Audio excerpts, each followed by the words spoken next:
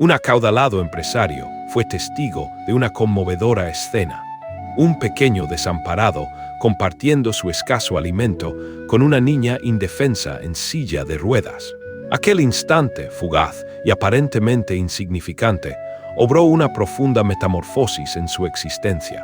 Antonio Méndez, un hombre cuya fortuna se cifraba en cifras astronómicas, contemplaba con desasosiego el incesante ir y venir de galenos y especialistas que cruzaban el umbral de la habitación de su única descendiente, la tierna Sofía. La criatura, de apenas 2 años, padecía una extraña afección neurológica que la confinaba irrevocablemente a la inmovilidad de una silla de ruedas, una condena silenciosa que desgarraba el alma de su progenitor. Durante las semanas precedentes, la pequeña había rehusado obstinadamente cualquier alimento, sumiendo a todos los habitantes de la suntuosa morada en un estado de perpetua zozobra, una alarma constante que reverberaba en cada rincón del opulento hogar. La negativa de Sofía a nutrirse no era solo un síntoma. Se había convertido en el epicentro de la angustia familiar, una espiral descendente que los médicos no lograban atajar. A pesar de los recursos ilimitados a su disposición, Antonio se sentía impotente, un gigante económico derrumbado ante la fragilidad de su vástago. La magnificencia de su entorno contrastaba brutalmente con el desamparo que sentía, una paradoja cruel que lo consumía. Su vasto patrimonio, que antaño representaba el pináculo de su éxito, ahora le parecía fútil, incapaz de sanar el mal que afligía a su pequeña. Cada puerta que se abría en el pasillo, cada susurro entre los profesionales de la salud, era un eco de su propia desesperación, un recordatorio constante de que, más allá del dinero, existían realidades que escapaban a su control absoluto. La mansión, otrora un santuario de lujo y exclusividad, se había transformado en un sombrío observatorio de la enfermedad de su hija, un lugar donde el tiempo parecía dilatarse al ritmo de la angustia. En medio de esa opresiva atmósfera, un recuerdo emergió con vívida claridad en la mente de Antonio, una imagen distante pero perturbadora acaecida en el Parque de la Villeta, un paraje emblemático en el corazón de España, que en ese instante se antojaba inalcanzable. El magnate, disimulado tras el frondoso follaje de un añejo árbol, espiaba sigilosamente a su hija, quien había acudido al esparcimiento acompañada de Lucía, la niñera encargada de su cuidado.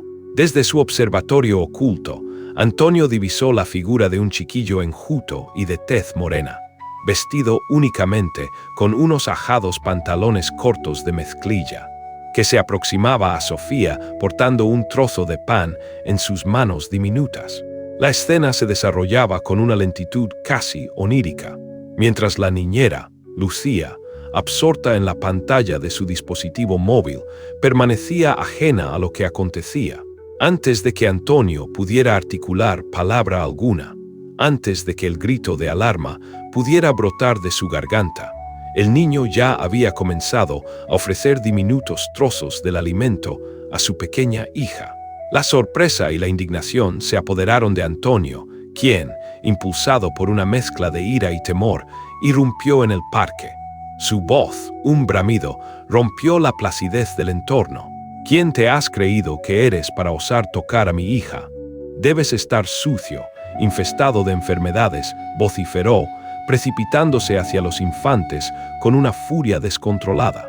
El infante, que a duras penas superaba los 4 años de edad, lo miró con los ojos desorbitados, repletos de pánico, mientras Antonio lo apartaba bruscamente de la proximidad de la silla de ruedas de Sofía, un gesto que reflejaba su profundo desprecio y su irreflexiva reacción ante la inesperada intromisión.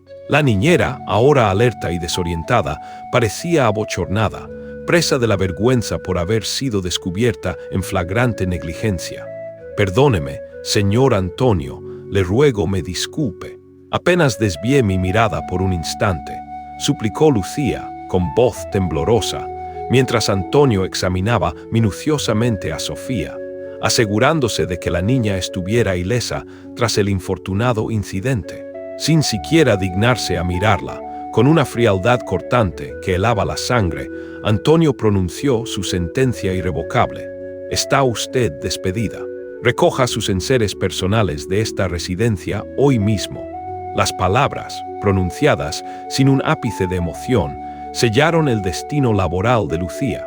La joven, sumida en la desesperación, rompió a llorar amargamente, pero sus lágrimas no hallaron compasión en el corazón de Antonio, quien la ignoró olímpicamente, su atención ya focalizada en el pequeño intruso. Sus ojos se fijaron en el niño, que aún aferraba el bollo de pan entre sus manos, una imagen de inocencia y desamparo que, sin embargo, Antonio no supo o no quiso interpretar en ese momento. Una anciana, de figura esquelética y un rostro surcado por profundas arrugas que delataban el implacable paso del tiempo y la inclemencia del sol, corrió presurosa hacia ellos, su respiración agitada por el esfuerzo. «Disculpe, caballero», balbuceó sin aliento. Pedro no actuó con malicia, solo deseaba compartir la porción de pan que obtuvimos en este día. Su intención era pura, señor, le aseguro. Antonio, imbuido de una arrogancia inquebrantable, observó a la mujer y al niño con un desprecio apenas disimulado, una mirada cargada de prejuicios y animadversión. Su voz, una advertencia gélida, resonó en el parque. «Mantenga a esa criatura lejos de mi descendiente. Sáquela de mi vista». Acto seguido, con un movimiento brusco, levantó a Sofía y la acomodó de nuevo en su silla de ruedas, mientras ordenaba con imperiosa autoridad: «Abandonemos este paraje de inmediato». Mientras el chofer ponía en marcha el lujoso vehículo que transportaba a Antonio y a Sofía lejos del parque, el magnate escudriñó el exterior a través del cristal tintado de la ventanilla, un velo opaco que lo aislaba del mundo exterior. Pudo distinguir la figura del pequeño Pedro, quien, aferrado a la mano de la anciana, presumiblemente su abuela, observaba cómo el automóvil se alejaba, un rastro de polvo y misterio en la distancia. Pero lo que verdaderamente capturó la atención de Antonio, lo que despertó una inusual curiosidad en su inquebrantable armadura de indiferencia, fue el comportamiento de Sofía. Su hija también giraba la cabeza, su mirada anclada en el punto donde el niño había permanecido, como si en su tierna inocencia buscara la figura de aquel pequeño desconocido que, con un gesto de elemental bondad, la había alimentado. Aquel fugaz contacto visual, aquella sutil búsqueda, representaba la primera manifestación de interés, la primera señal de conexión con algo o alguien que Sofía había exhibido en semanas, un atisbo de vida en la profunda apatía que la había consumido. Este detalle, aparentemente trivial, se clavó en la mente de Antonio como una espina, sembrando la semilla de una reflexión que, por entonces, apenas comenzaba a germinar. La imagen de Sofía buscando al niño, como un frágil girasol que anhela la luz, contrastaba con su propia reacción impulsiva y desconsiderada, provocando una disonancia en su espíritu que aún no lograba comprender del todo. En los días subsiguientes, el estado de salud de Sofía experimentó un notable y alarmante empeoramiento. La negativa persistente de la pequeña a ingerir alimentos se agudizaba, convirtiéndose en una fuente incesante de preocupación para Antonio. Desesperado, el magnate contrató a los más prestigiosos especialistas del país, un ejército de eminencias médicas, pero ninguno de ellos logró convencer a la niña de que se alimentara adecuadamente. Sofía, con una determinación que rayaba en la tozudez infantil, volteaba su rostro con desdén cada vez que alguien intentaba ofrecerle bocado alguno, incluso cuando su propio padre, con el corazón encogido por la angustia, se acercaba con la cuchara. Su rechazo era absoluto, una barrera insalvable para la medicina convencional. Fue en este contexto de creciente desesperación cuando la doctora Cecilia Ríos, la neuróloga que había seguido de cerca el caso de Sofía desde el diagnóstico inicial, solicitó una audiencia con Antonio. «Señor Méndez, es imperativo que conversemos», articuló la galena con una seriedad que no admitía réplica. La condición de su hija se deteriora progresivamente debido a su obstinada negativa a nutrirse. Si esta situación persiste, nos veremos forzados a considerar la alimentación por sonda. La advertencia de la doctora resonó como un trueno en la conciencia de Antonio. Con un gesto de profunda frustración, el empresario se pasó la mano por su cabello, ya salpicado de canas. Proceda como lo considere indispensable, doctora. La cuestión económica no representa obstáculo alguno, respondió con su habitual desdén hacia el dinero, un recurso que siempre había considerado la panacea para cualquier problema, especialmente cuando la salud de Sofía estaba en juego. La doctora Cecilia, una mujer de mediana edad, con ojos que irradiaban una amabilidad genuina y una empatía palpable, vaciló un instante, como sopesando sus palabras antes de pronunciarlas. Señor Méndez, este problema trasciende la mera esfera médica. Su hija manifiesta una profunda tristeza, observó la neuróloga con una voz pausada pero firme. Los infantes, incluso aquellos con limitaciones neurológicas tan severas como las que aquejan a Sofía, responden de manera significativa al afecto, a la ternura y al contacto humano. Existe una dimensión emocional que no podemos soslayar. Antonio, con una expresión defensiva, entrecerró los ojos, su postura revelando su irritación.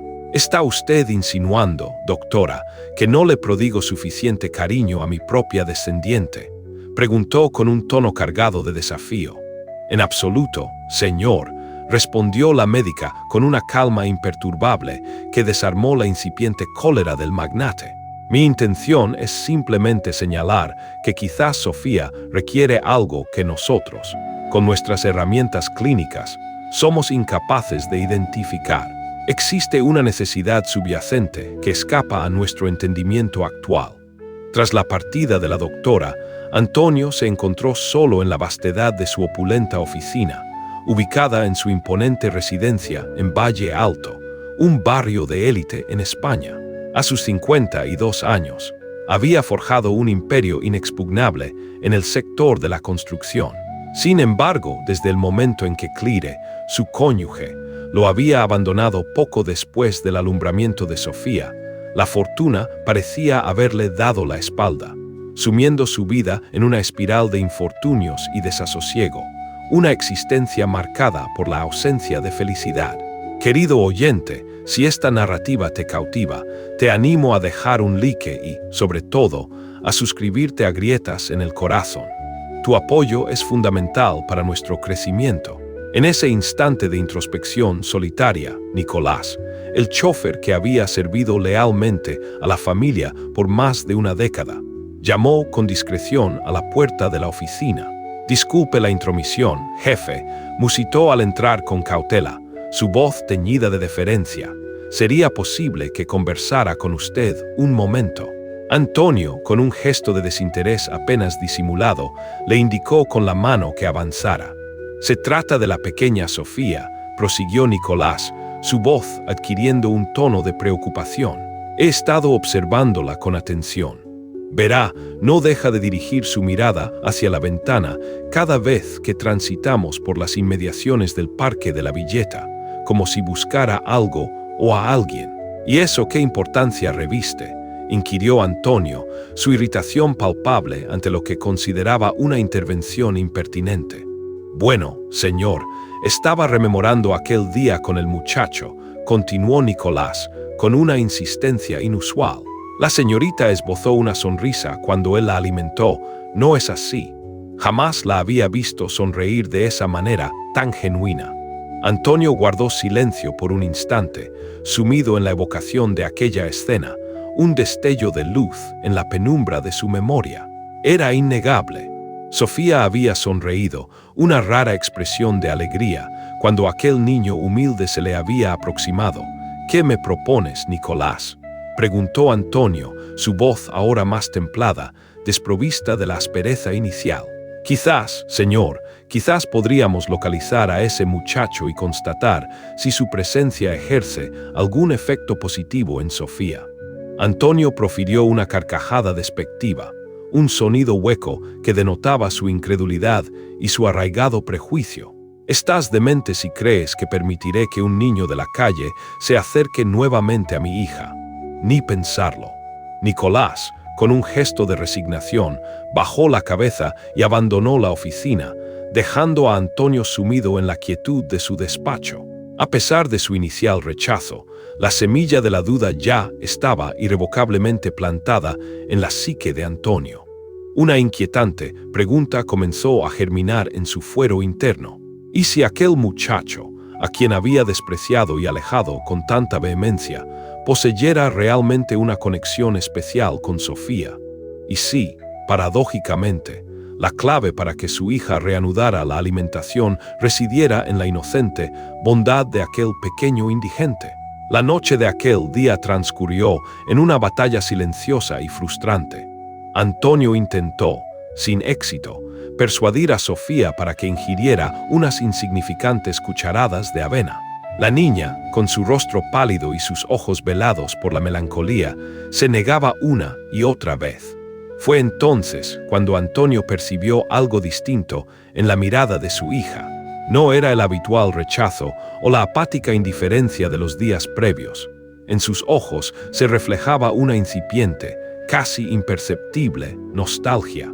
¿Cómo era posible que una niña de apenas 2 años, aquejada por limitaciones neurológicas que la sumían en un mundo de silencio y aislamiento, pudiera experimentar un sentimiento tan complejo como la nostalgia por alguien a quien apenas había visto una vez, en un efímero encuentro? «Sofía, mi amor, es imprescindible que te alimentes», suplicó Antonio, su voz teñida de desesperación, pero la niña, inquebrantable en su negativa, volvió a apartar el rostro, sellando su rechazo. En ese instante de profunda impotencia, la decisión, aunque audaz y contraria a todos sus principios arraigados, se forjó en su mente. Tenía que encontrar a ese chico, aunque solo fuera para demostrarse a sí mismo, con la fría lógica de la evidencia, que su corazonada estaba equivocada. La curiosidad, combinada con la desesperación, había superado sus prejuicios. A la mañana siguiente, con una determinación inusitada, Antonio convocó a Nicolás a su despacho. «Deseo que encuentres a ese niño del parque», le ordenó sin preámbulos, su voz desprovista de cualquier matiz de duda o vacilación, aunque en su interior persistiera una profunda incertidumbre. «Quiero que lo traigas aquí, a esta residencia». Nicolás, incapaz de disimular su asombro ante la repentina y drástica reversión de la postura de su jefe, exclamó con incredulidad: «¿Está usted absolutamente seguro, señor?». Antonio, con un gesto que denotaba la magnitud de su desesperación, admitió con una franqueza inusual: «No, Nicolás, no estoy en absoluto seguro. Sin embargo, he llegado a un punto en el que ya no sé qué otra cosa hacer, qué otra vía explorar para aliviar el sufrimiento de mi hija. Agoté todas las opciones lógicas». La voz de Antonio, que siempre había resonado con una autoridad inquebrantable, ahora revelaba una vulnerabilidad desconocida, una admisión de fracaso que sorprendió profundamente al chofer. Era la primera vez que veía a su jefe tan desamparado, tan dispuesto a desafiar sus propias convicciones en pos del bienestar de Sofía. La urgencia en su tono no era de mandato, sino de un ruego implícito, una súplica desesperada. Nicolás, movido por la profunda preocupación por Sofía y la inusual vulnerabilidad de su jefe, dedicó los 2 días siguientes a una búsqueda exhaustiva. Recorrió incansablemente el parque de la Villeta, un laberinto de senderos y árboles, con la esperanza de hallar al niño y a su anciana abuela. Finalmente, al atardecer del tercer día, sus esfuerzos dieron fruto. Los encontró sentados en un modesto banco, compartiendo con frugalidad un pequeño paquete de galletas, un festín humilde en medio de su penuria. Con una aproximación cautelosa y respetuosa, Nicolás se acercó a ellos. «Disculpen», musitó con voz suave, «me recuerdan. Soy el chofer del señor Antonio Méndez». La anciana, con un gesto instintivo de protección, apretó el brazo del niño, sus ojos escrutando a Nicolás con desconfianza.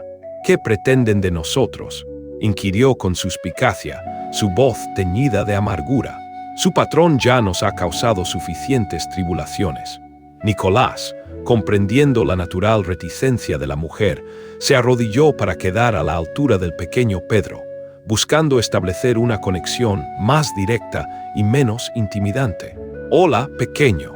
¿Te acuerdas de la niña en silla de ruedas, Sofía?», preguntó con una sonrisa amable.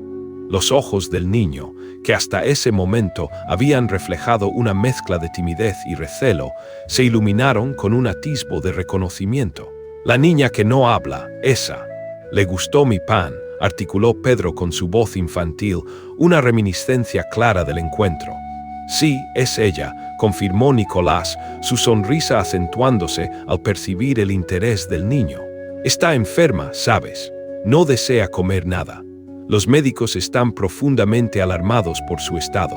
La anciana, aunque aún lo observaba con recelo, no pudo ocultar la preocupación que asomaba en sus ojos ante la mención de la niña enferma.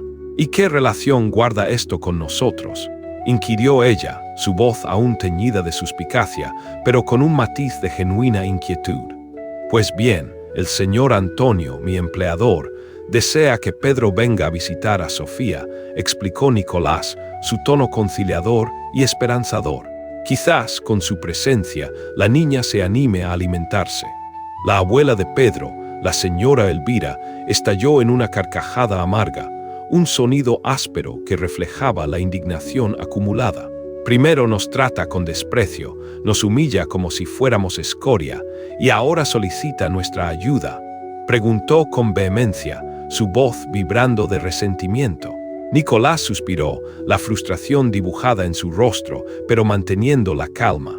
«Señora Elvira Saucedo, no es así», inquirió, buscando una conexión más personal. «Comprendo su enojo, créame, lo entiendo perfectamente. Pero estamos hablando de una pequeña indefensa, una criatura enferma. Sofía podría agravarse si no se alimenta con prontitud. Su vida corre peligro». La señora Elvira dirigió su mirada hacia su nieto, quien, ajeno a la complejidad de la conversación adulta, parecía intrigado por el intercambio. «¿Está malita la niña, abuela?», preguntó Pedro con una voz cargada de preocupación, su inocencia ajena a las rencillas del mundo. «¿Puedo darle mi pan de nuevo?». El corazón de doña Elvira se encogió. Aunque su alma se resistía a la idea de prestar auxilio a aquel hombre adinerado y soberbio, no podía, en su conciencia, negar su ayuda a un infante enfermo, máxime cuando su propio nieto manifestaba una disposición tan pura y sincera para auxiliar. «Está bien», aceptó finalmente, con un tono de voz resignado pero firme. «Pero usted nos trasladará y nos devolverá a casa. Y si su patrón osa tratar a mi nieto con la menor descortesía, no regresaremos jamás». «Que le quede claro». Nicolás asintió aliviado, una tenue sonrisa asomando en sus labios. «Entendido. Pueden acompañarme ahora mismo. El automóvil aguarda aquí cerca», señaló la limusina estacionada con discreción a pocos metros del parque, un vehículo que contrastaba brutalmente con el entorno de penuria. Pedro jamás había experimentado la sensación de viajar en un automóvil de semejante magnitud y opulencia. Sus ojos infantiles, desorbitados por la admiración, escudriñaban cada detalle del suntuoso interior de la limusina, mientras Nicolás la conducía con destreza hacia la imponente mansión en Valle Alto, un paraje que Pedro solo conocía de las fantasías. «Abuela, observa cuántos botones hay aquí», exclamó el niño, señalando con fascinación el panel de control del aire acondicionado, un prodigio tecnológico que para él era una novedad absoluta. La señora Elvira esbozó una sonrisa enternecida ante el genuino entusiasmo de su nieto, una chispa de alegría en medio de la adversidad. Sin embargo, su semblante volvió a ensombrecerse, adoptando una expresión grave, cuando la majestuosa limusina se detuvo ante la colosal puerta principal de la residencia Méndez, un portal que parecía custodiar un mundo de opulencia inalcanzable. A su llegada, fueron recibidos por Antonio en el vasto salón de estar. El magnate parecía haber envejecido varias décadas desde su último encuentro en el parque. Profundas ojeras marcaban su rostro demacrado y sus prendas, aunque de incalculable valor, lucían arrugadas, un reflejo de su descuido y angustia. «Gracias por haber venido», articuló Antonio, su voz desprovista de su habitual arrogancia, evitando mirar directamente a doña Elvira y a Pedro, como si aún le costara asumir la presencia de aquellos a quienes había despreciado. «Sofía se encuentra en su dormitorio. Síganme, por favor». El insólito trío siguió a Antonio a través de los suntuosos y silenciosos pasillos de la mansión, cada paso resonando en el mármol pulido, hasta alcanzar una habitación decorada con delicados motivos infantiles, pero que, a todas luces, parecía más una diminuta unidad de cuidados médicos. Un sofisticado equipo de vigilancia rodeaba la cama donde Sofía yacía, pálida y con los ojos apagados, una imagen desoladora. Una enfermera, con paciencia agotada, intentaba infructuosamente convencerla de que ingiriera un plato de sopa. «No ha probado bocado desde ayer», informó la enfermera, su voz cargada de preocupación y desaliento. Pedro, con pasos tímidos pero decididos, se acercó a la cama. «Hola, pequeña», dijo con su voz infantil, cargada de una inocencia desarmante. «Estás malita». Para sorpresa de todos los presentes en la estancia, un milagro silencioso se obró. Sofía giró su rostro hacia Pedro. Sus ojos, que hasta ese momento habían permanecido velados por la apatía y la desgana, parecieron recobrar un atisbo de vida, un brillo apenas perceptible que infundió una renovada esperanza en el corazón de Antonio. El magnate hizo un gesto a la enfermera, quien, con una mezcla de asombro y expectación, le entregó el tazón de sopa. «¿Crees que podrías conseguir que coma?», preguntó Antonio a Pedro, su voz teñida de una incipiente esperanza, al tiempo que le ofrecía el cuenco con la cuchara. El niño, imbuido de una confianza natural, tomó la cuchara con una delicadeza inesperada y la acercó con suma precisión a la boquita de Sofía. «Mira, esta sopa está sabrosa», dijo sonriendo con ternura, un gesto de complicidad que no se había visto en semanas. «Comeremos juntos. Un poquito para ti, un poquito para mí». Para el asombro colectivo de todos los presentes en la sala, un nuevo prodigio se manifestó. Sofía abrió su pequeña boca y aceptó la cucharada de sopa, el primer alimento que ingería en días. Pedro, fiel a su promesa y con una seriedad que asombraba en su corta edad, tomó una pequeña porción de la misma sopa para sí. «Está rica, ¿verdad?», le preguntó a Sofía, y la niña, en respuesta, emitió un diminuto sonido de aprobación, una suerte de balbuceo que resonó como música en los oídos de su padre. Cucharada tras cucharada, con una paciencia infinita y una dulzura contagiosa, Pedro consiguió que Sofía se comiera casi la totalidad del plato de sopa, un logro que la medicina no había podido alcanzar. Con cada porción que la niña aceptaba, el rostro de Antonio mutaba, pasando de la incredulidad inicial a una esperanza tangible y desbordante. Cuando Sofía, finalmente, indicó que no deseaba más alimento, Pedro, con un gesto de satisfacción, dejó el cuenco a un lado y le brindó una sonrisa radiante. «Te lo comiste todo. Ahora te pondrás fuerte», le dijo, tocando suavemente el brazo de la pequeña, un gesto de afecto que trascendía las palabras. Sofía, para la estupefacción de todos, especialmente la de su padre, esbozó una diminuta sonrisa, un arco tenue que, sin embargo, irradiaba una alegría inmensa y genuina. La enfermera, una señora de mediana edad llamada Beatriz, no pudo contener las lágrimas que brotaron de sus ojos, un caudal de emoción desbordada. «Es verdaderamente increíble», exclamó con la voz entrecortada por el llanto. «No la habíamos visto sonreír así en muchísimas semanas, desde que su condición se agravó». Antonio permaneció en silencio, absorto, su mente luchando por asimilar lo que acababa de presenciar.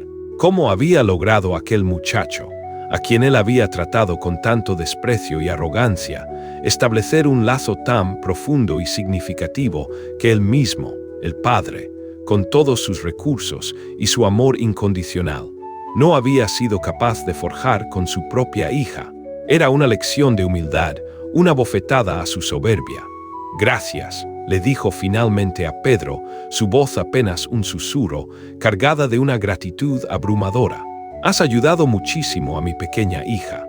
Doña Elvira observaba la escena con el corazón apesadumbrado. Aunque su espíritu se resistía a ceder ante aquel hombre adinerado y altivo, ver a su nieto, con su simpleza y bondad, auxiliar a un niño enfermo, ablandó su corazón, disipando parte de su resentimiento. Ella solo necesitaba un amigo, susurró doña Elvira para sí misma, una verdad tan sencilla como profunda. A veces, eso es todo lo que anhelamos. Que alguien nos vea de verdad, que nos reconozca en nuestra esencia más pura, añadió, su voz cargada de sabiduría y experiencia.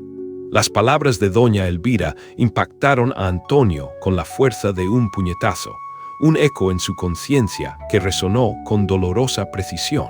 Él, en su obsesión por los tratamientos médicos, por los cuidados costosos y los especialistas de renombre, había olvidado la esencia fundamental. Su hija era, ante todo, una niña que no solo requería atención médica, sino también afecto, conexión humana y la simple compañía de un igual.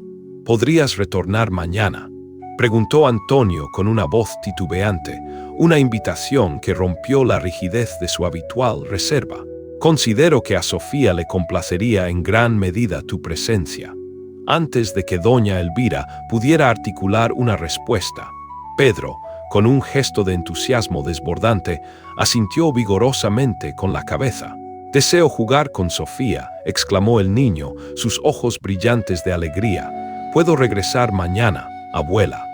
La señora Elvira dirigió su mirada hacia su nieto, luego hacia Sofía, quien, visiblemente, parecía más viva y animada que cuando habían llegado. «¿Podemos?», preguntó ella, buscando una confirmación, una validación.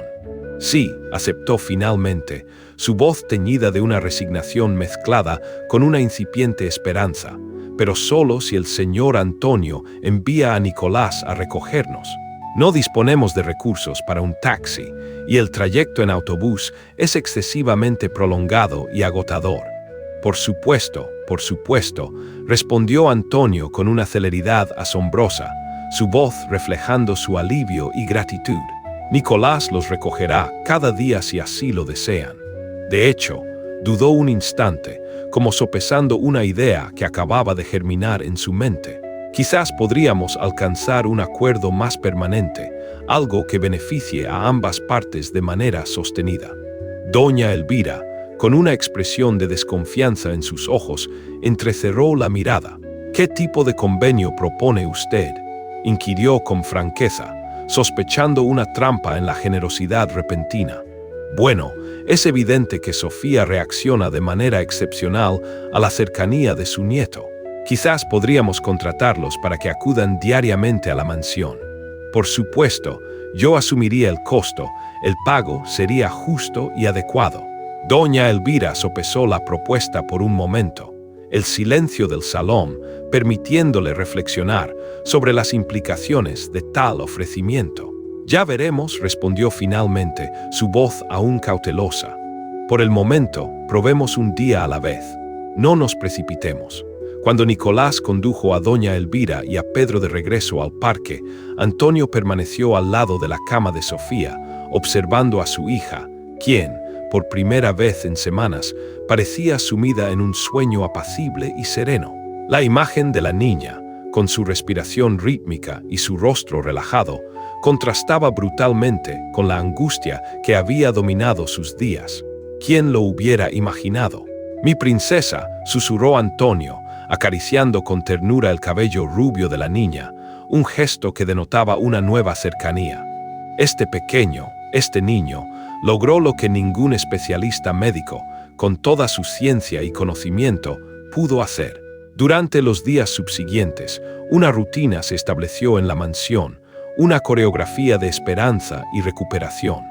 Nicolás acudía a recoger a doña Elvira y a Pedro todas las mañanas, transportándolos desde su humilde morada hasta la opulenta residencia. Allí, Pedro dedicaba horas interminables a Sofía, alimentándola con paciencia y dulzura, jugando con ella de manera sencilla y espontánea, y narrándole historias inventadas en su peculiar lenguaje infantil, un torrente de fantasías que solo ellos dos comprendían. Sofía floreció cada jornada un poco más, como una flor que se abre al sol. Comenzó a alimentarse con regularidad, recuperando fuerzas y vitalidad.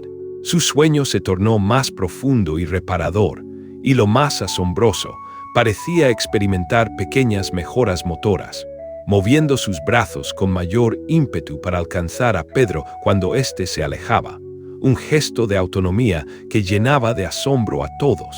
Antonio observaba todo este proceso desde la distancia, todavía sin poder comprender por completo la singular conexión entre los dos niños, pero profundamente agradecido por la transformación que presenciaba. Su escepticismo inicial se diluía ante la evidencia irrefutable de la recuperación de su hija.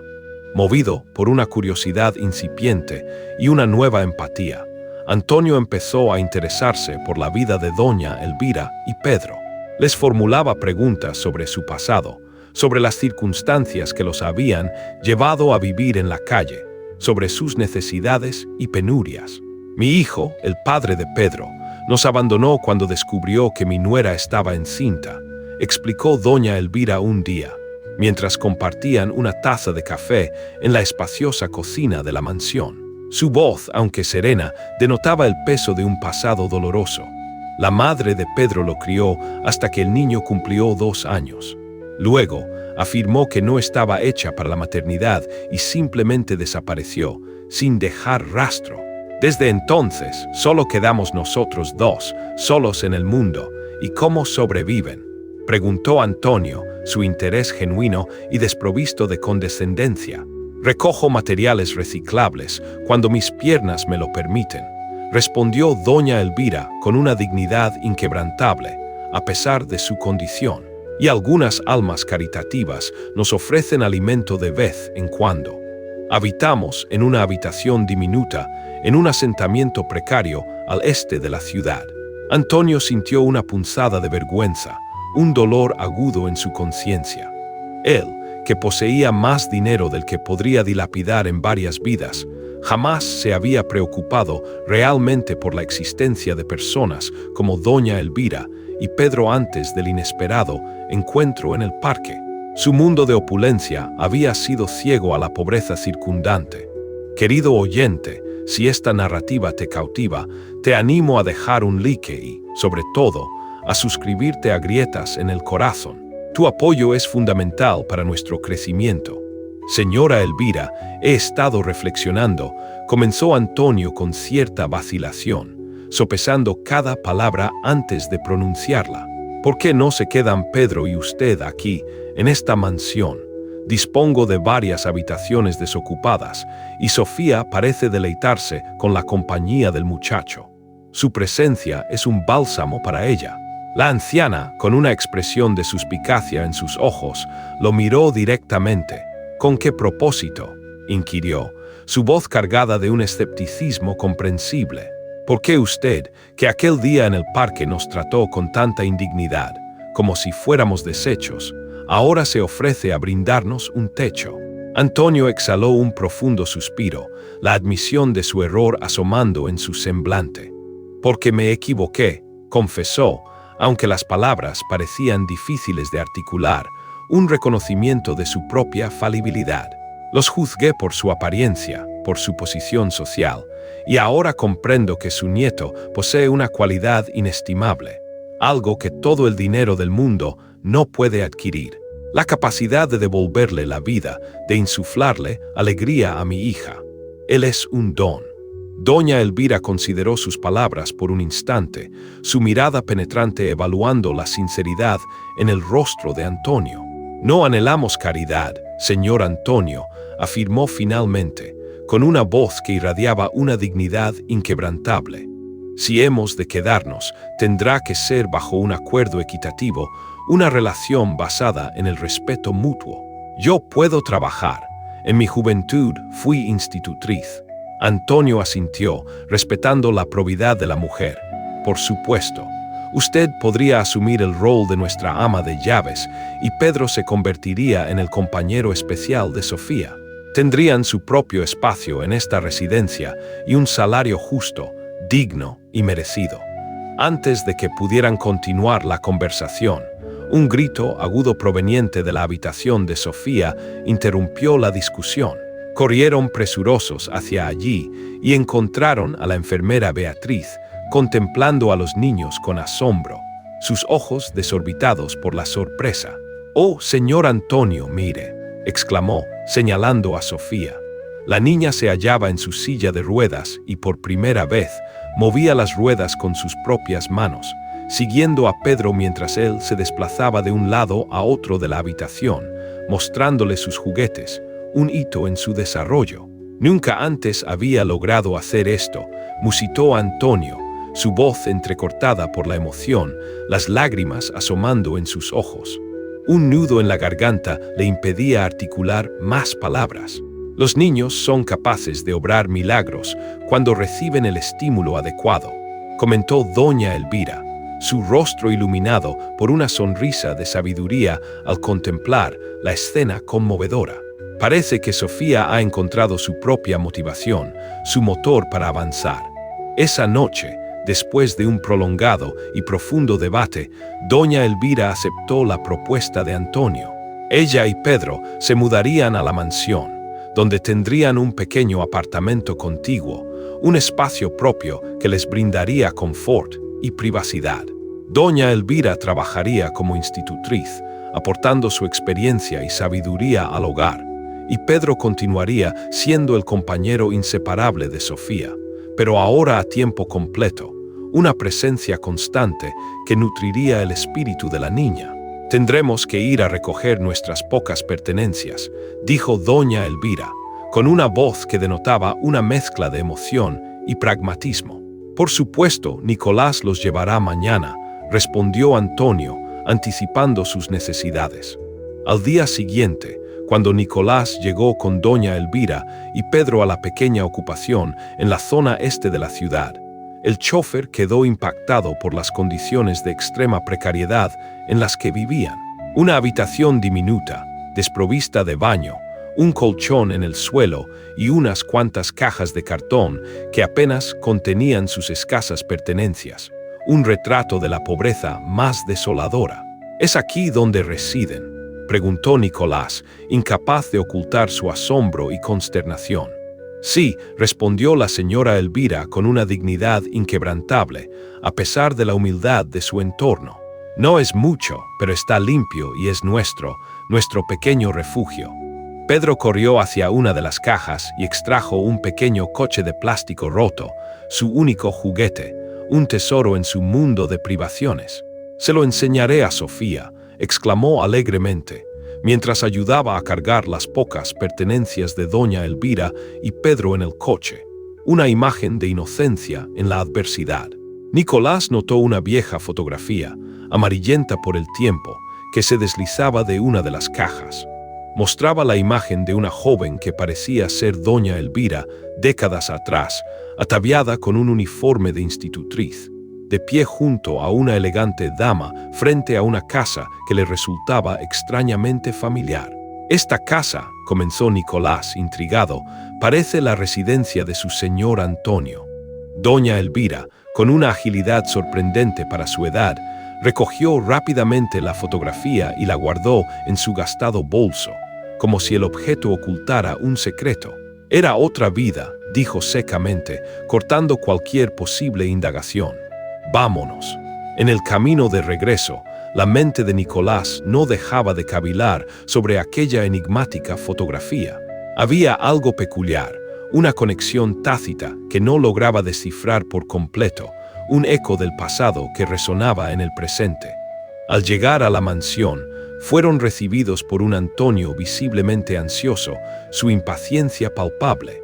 Sofía estuvo preguntando por Pedro durante toda la jornada, dijo, mientras ayudaba a descargar las cajas. Nunca la había visto tan comunicativa, tan deseosa de interactuar. Pedro, sin perder un instante, corrió al interior, impaciente por mostrarle a su nueva amiga su pequeño auto de juguete, su humilde tesoro. Doña Elvira observó la escena con una mezcla de júbilo y aprensión. Los niños habían forjado un vínculo inquebrantable, una amistad pura, y ella temía las posibles consecuencias si, por alguna razón, llegaran a separarse en el futuro, una eventualidad que la llenaba de inquietud. Mientras se instalaban en el pequeño apartamento contiguo, un espacio mucho más amplio y lujoso que cualquier lugar en el que doña Elvira y Pedro hubieran vivido antes, la anciana no pudo evitar que su mente vagara hacia el pasado, hacia esas extrañas ironías del destino que la habían traído de vuelta a ese mismo lugar que había jurado no volver a pisar. «Abuela, mira todo lo que tenemos», exclamó Pedro, sus ojos brillando de asombro mientras exploraba cada rincón de las habitaciones de su nuevo hogar. «Hay una cama solo para mí, abuela Elvira». Ella sonrió, apartando los dolorosos recuerdos que pugnaban por aflorar.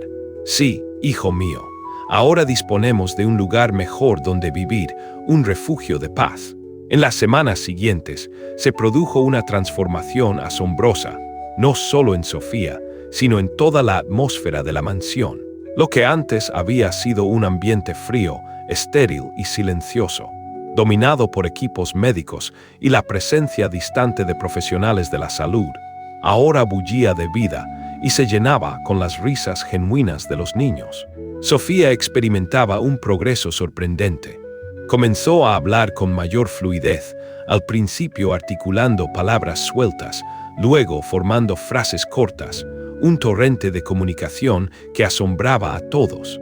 Su fuerza física mejoraba cada día de manera ostensible, y ahora era capaz de desplazarse por gran parte de la casa en su silla de ruedas, siempre siguiendo a Pedro en sus espontáneas aventuras, un dúo inseparable. Antonio, por su parte, empezó a pasar más tiempo en la mansión, delegando una mayor cantidad de responsabilidades en su floreciente negocio para poder estar presente y ser testigo privilegiado del avance de su hija, un cambio en sus prioridades. Poco a poco, también fue estrechando lazos con Pedro, a quien al principio había tratado con una mezcla de gratitud y una cierta distancia, pero a quien ahora empezaba a ver casi como un vástago propio, un hijo más.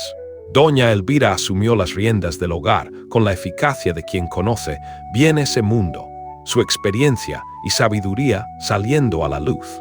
En cuestión de días, el personal, que previamente se sentía desmoralizado por la atmósfera opresiva, respondió positivamente a su liderazgo amable pero firme, una guía que transformó el ambiente.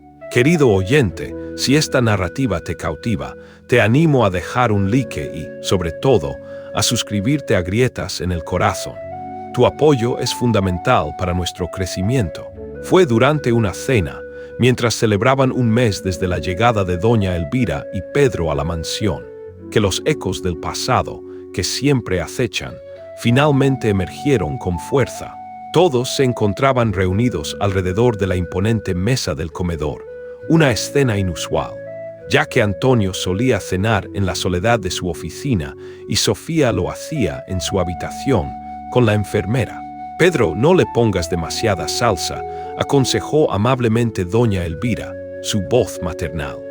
«Déjelo que lo haga, señora Elvira», intervino Antonio con una sonrisa que denotaba una nueva indulgencia. «Los niños necesitan cometer pequeñas travesuras de vez en cuando». La anciana lo miró con una expresión enigmática, una familiaridad que Antonio no logró descifrar.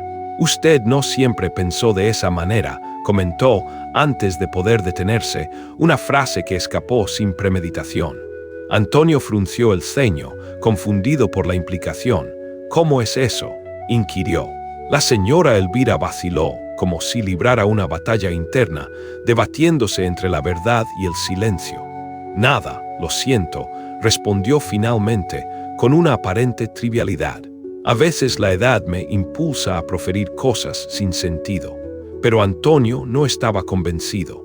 Había algo en la mirada de la anciana, una familiaridad que no podía explicar, una pieza faltante en el rompecabezas de su memoria. «Señora Elvira, ¿nos hemos conocido con anterioridad?», preguntó directamente, su voz cargada de una incipiente sospecha. «Creo que el postre está listo», interrumpió ella con brusquedad, levantándose precipitadamente para evadir la pregunta. «Preparé este flan que a Pedro y a Sofía les encanta». El tema quedó temporalmente olvidado mientras los niños disfrutaban del dulce, pero la duda, como una sombra persistente, permaneció en la mente de Antonio, una inquietud que no lograba disipar. Esa misma noche, después de asegurarse de que los niños estuvieran profundamente dormidos en sus camas, Antonio se dirigió al apartamento de doña Elvira. Golpeó suavemente la puerta, un sonido discreto en la quietud de la noche. «¿Podemos conversar?», preguntó, su voz baja y cautelosa.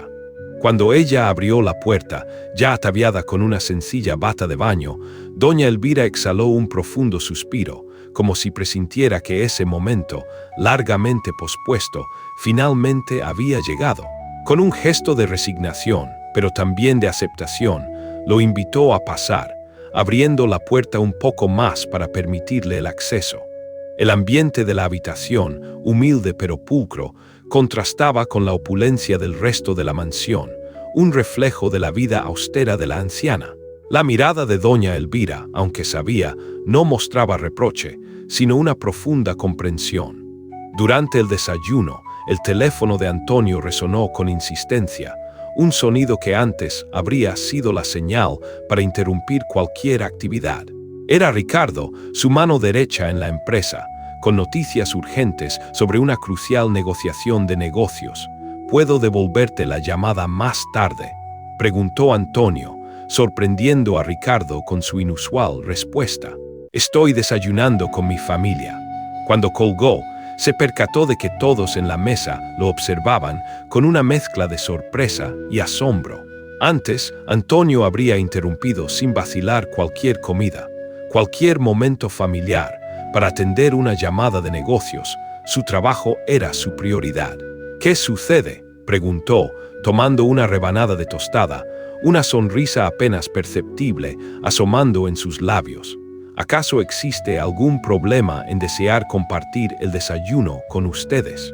Doña Elvira sonrió satisfecha, una luz de aprobación en sus ojos. «Ningún problema, Antonio. Solo nos estamos habituando a la aparición de un nuevo Antonio, uno que prioriza la compañía». El viaje a la casa de la playa estaba programado para finales de aquella semana, una ansiada escapada que prometía un respiro para todos. Pedro, especialmente entusiasmado, contaba los días con fervor, impaciente por contemplar el océano por primera vez en su vida, una experiencia que para él era una fantasía lejana. Sofía también manifestaba un palpable entusiasmo, inquiriendo con frecuencia sobre los peces y las conchas marinas que podrían descubrir, su imaginación infantil desbordada. El día antes de la partida, mientras todos se afanaban en preparar las maletas, el timbre de la mansión resonó de manera inesperada. Nicolás, siempre solícito, acudió a abrir y regresó con una expresión de profunda preocupación. «Señor Antonio, hay una joven dama aquí que insiste en conversar con usted. Afirma ser la madre de Pedro». Un silencio denso y opresivo llenó la habitación, un vacío que absorbió el aire. Doña Elvira palideció visiblemente, y Antonio sintió una punzada de angustia en el pecho, una presión que le dificultaba la respiración. ¿Cómo la había encontrado? ¿Por qué regresar ahora, después de tanto tiempo, de tanto silencio? ¿Dónde se encuentra ella?, preguntó Antonio, esforzándose por mantener la compostura, por no dejar que su inquietud se reflejara en su voz. «En la sala de estar», respondió Nicolás. «Debería llamar a doña Elvira, señor». Antonio reflexionó por un momento, sopesando las implicaciones de su decisión. «Permítame conversar con ella primero. No le diga nada a Pedro aún. Es crucial que el niño no se alarme». Al ingresar en la sala, Antonio se encontró frente a una mujer joven, de no más de 30 años, con facciones que guardaban un sorprendente parecido con las de Pedro, pero con una expresión endurecida en el rostro, una dureza que el tiempo y las dificultades habían cincelado. Vestía ropas sencillas, pero inmaculadamente limpias. «Soy Antonio Méndez», se presentó él, su voz conservando un dejo de autoridad. «¿En qué puedo servirle?». La mujer lo miró con una mezcla de desafío y nerviosismo, una dualidad en su mirada que revelaba su compleja situación. «Mi nombre es Daniele», articuló. «Soy la progenitora de Pedro. He venido aquí con la intención de recogerlo». Un escalofrío recorrió la espalda de Antonio. «¿Cómo supo usted que estaba aquí?», inquirió, intentando ganar tiempo para organizar sus pensamientos, para formular una estrategia. «Un vecino del asentamiento observó a su chofer venir a recoger a mi madre y a mi hijo», explicó Daniele, su voz con un tono amargo, una mezcla de envidia y resentimiento. No fue difícil descubrir la residencia del afamado Antonio Méndez. «Usted abandonó a su propio hijo», sentenció Antonio directamente, su voz carente de rodeos. «¿Por qué razón regresa ahora, después de tanto tiempo?». Daniele se encogió de hombros con incomodidad, evadiendo la mirada de Antonio. «Es mi hijo. Poseo el derecho inalienable de verlo cuando me plazca. ¿Y qué ha cambiado?», inquirió Antonio, su voz penetrante. «¿Cuál es el motivo real de su regreso? ¿Por qué lo desea ahora?». La mujer desvió la mirada, eludiendo la respuesta directa. «Mi vida ha alcanzado una mayor estabilidad. Conseguí un empleo. Dispongo de un lugar decente donde residir». Antonio no estaba del todo convencido. Algo más profundo, algo oculto, se escondía detrás de las palabras de Daniele. «¿Cuánto?», preguntó Antonio directamente, cortando cualquier preámbulo, su voz carente de rodeos. «¿Qué?», inquirió Daniele, su expresión ofendida por la pregunta abrupta. «¿Cuánto dinero desea para que Pedro viva con nosotros?», precisó Antonio, sin vacilación. «Supongo que ha descubierto que su hijo reside en la mansión de un magnate. Lo que realmente anhela no es la compañía de su vástago, sino la obtención de dinero. Es la verdad, ¿no es así?». La expresión de Daniele se endureció, pero no negó la acusación. «Usted no posee conocimiento alguno de mi persona», se defendió, su voz teñida de resentimiento. «Pedro es mi hijo y lo llevaré conmigo. A menos que desee establecer un acuerdo. ¿Qué clase de convenio propone?», preguntó Antonio, sabiendo ya, con una certeza aplastante, la respuesta que recibiría. «Un apoyo económico, algo que me permita iniciar una nueva vida. Digamos, 100.000 euros». Antonio la observó con una mezcla de lástima y desprecio, una revelación de la crudeza de la situación. Era exactamente lo que había sospechado, una transacción monetaria por el vínculo filial. «¿Sabe usted lo que la presencia de su hijo ha significado para nosotros?», preguntó Antonio, su voz mantenida en un tono tranquilo, pero firme. «Él salvó a mi hija, la devolvió, literalmente, a la vida. Su valor es incalculable».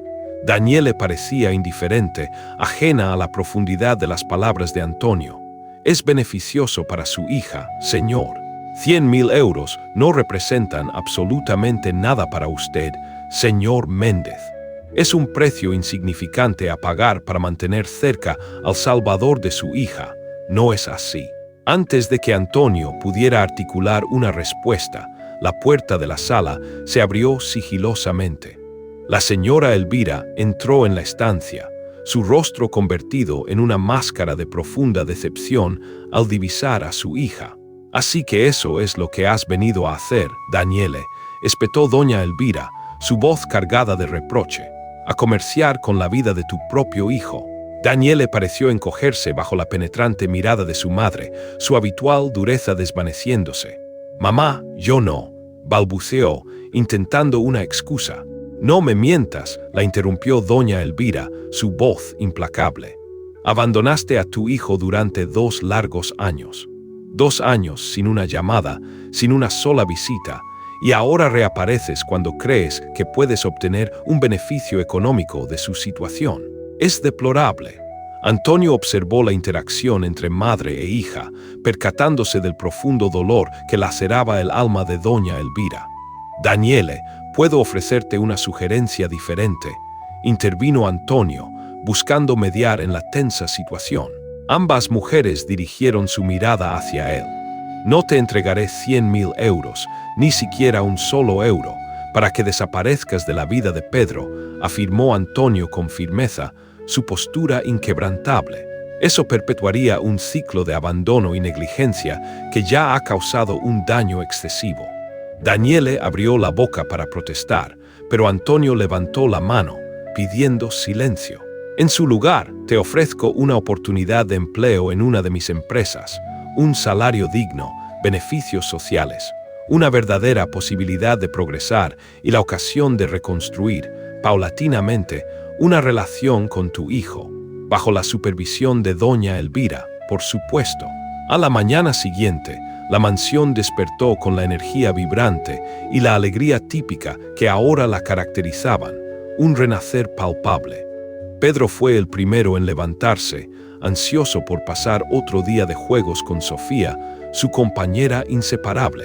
La niña pronto lo siguió, decidida a practicar sus pasos sin la ayuda de su bastón. Su determinación era admirable. El desayuno se servía en el jardín, un ritual impensable bajo el antiguo régimen de la casa, una muestra de la transformación. Clara había llegado temprano con pasteles caseros, un dulce gesto de amor maternal. Daniele también estaba allí, ya que era domingo, su día de visita, su presencia una muestra de su compromiso. Antonio observó la escena con el corazón rebosante, su hija feliz y cada vez más independiente. Pedro, el niño que lo había cambiado todo con un simple gesto de bondad.